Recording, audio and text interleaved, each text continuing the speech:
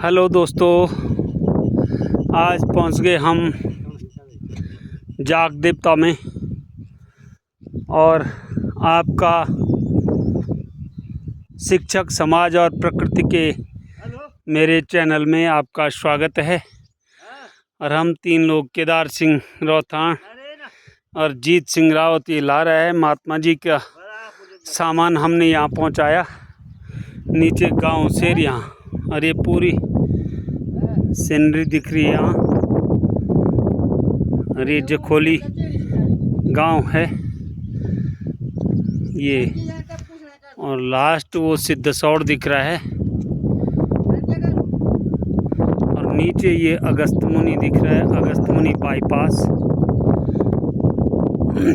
और ये काफल के पेड़ भी हैं आजकल, अब काफल निकलने लग गए इन पे।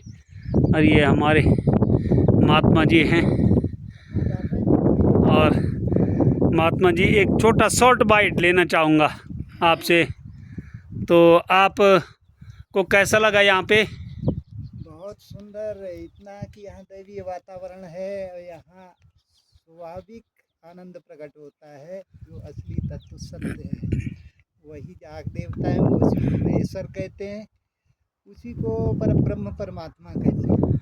वो एक अद्वैत ईश्वर ही सत्य है, बाकी सब उन्हीं के अंश अवतार हैं। वो मरण धर्म है, वो भी परिवर्तनशील, केवल सत्य है तो एक केवल तत्व परमात्मा महेश्वर तत्व, उसको देवी देवताओं के अंदर वही तत्व है, लेकिन वो परिवर्तित है। सत्य है तो एक केवल व्यापक, एक ब्रह्म विनाशी सचेतन घन आनंद राशि, उसी को महेश्वर कहते हैं। उन्हीं को ब्रह्म परमात्मा कहते हैं, वो सबके हृदय में विशेष करके है सर्वत्र। तो महात्मा जी, यहाँ जैसे और महात्मा नहीं टिकते हैं, तो इसका क्या कारण होगा आपको? ये इसका कारण है कि वो, उनको अभी सत्य का बोध नहीं है जी, और वो अभी एकांत में है, निरंजन परमात्मा के कारण एंजॉय करने आते हैं जी क्षणिक, केवल अभी विश्वास है, बोध नहीं, साक्षात्कार इसलिए अभी योगी नहीं भोगी हैं। प्रत्याशी अवश्य हैं, लेकिन अभी उसको प्राप्त इसके, इसलिए उनको अभी ठोस ब्रह्मनिष्ठ और वैराग्य नहीं है। क्षणिक है तो कभी मन बदला तो आ गए, ग्रस्त से उपराम होते हैं, लेकिन फिर घूम फिर के वहीं खड़े हो जाते हैं। और मैंने एक चीज़ देखी महात्मा जी की, हमारे देश में सबसे ज़्यादा आध्यात्मिक गुरु हैं। हाँ, और सबसे ज़्यादा महात्मा लोग जेलों में बंद हैं। इसका इसलिए वो जो है, चले तो पथिक तो थे, लेकिन कोई एक आध बिरला, गीता का कहना है कि बोध को प्राप्त होता है। सर्वम समात्मा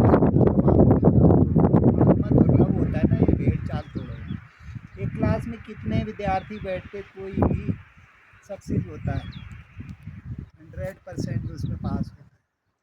कारण यही है, प्रत्याशी हैं तो कभी तो पहुँचेंगे, कछुआ वाली चाल चलेंगे। बच्चा कितने बार गिरता है, कितने बार उठता है और चलता है, एक दिन चलना सीख जाता है। ऐसे वही गिरना उठना तो लगा रहता है ना, एकदम तो कोई सक्सेस होता नहीं। एक PhD करने में 20 साल लग जाते हैं, तो इसमें 20 जन्म भी लग सकते हैं, क्योंकि ये चीज़ वही है, अनेक जन्म संसिद्धि, गीता का कहना है, अनेक जन्मों का खेल। जन्म तो कहते हैं वृत्तियों को, अगर कोई निरोध करे तो जल्दी भी हो जाती है। अब बीच में ही गफलत में पड़ गया तो रास्ता मंजिल नहीं मिलेगी। तो आपको यहाँ पे बड़ा आनंद आता है भजन करने में? आनंद ही तो ईश्वर का स्वरूप है, जो आनंद सिंधु सुंदरासी ईश्वर दृष्टा में जो आत्मा में आनंद आता है, वो भगवान की झलक है। अब वो हम ढूंढते बाहर, घट में है सूझे नहीं नर, ऐसे अंध तुलसी ऐसे जीव को भयो मोतिया बिंद, कस्तूरी कुंडल बसे मृग ढूंढे बनवाए, ऐसे घट घट राम है दुनिया दे। बच्चे के जो अंदर आनंद होता है वो परमात्मा का ही रूप माना जाता है। बच्चा, छोटा बच्चा, न छल है, न कपट है, न झूठ है, न बेईमानी है, मस्ती में रहता है।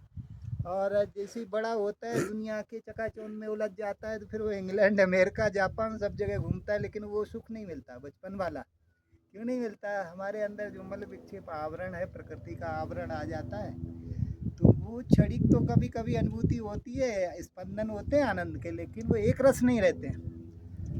थोड़ा आया मन बदल गया, फिर आया फिर बदल गया।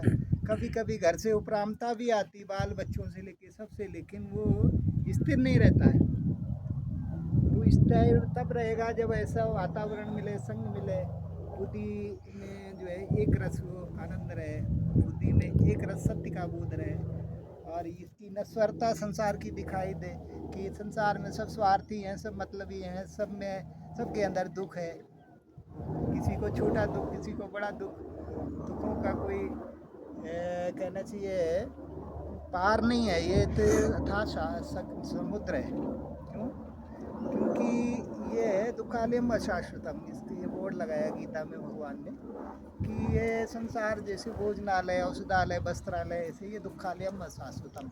अशाश्वतम का मतलब होता है नाशवान है, और ये दुखालय का मतलब ये दुख का गोदाम है, पूरा स्टोर। तो बहुत बहुत धन्यवाद महात्मा जी आपका।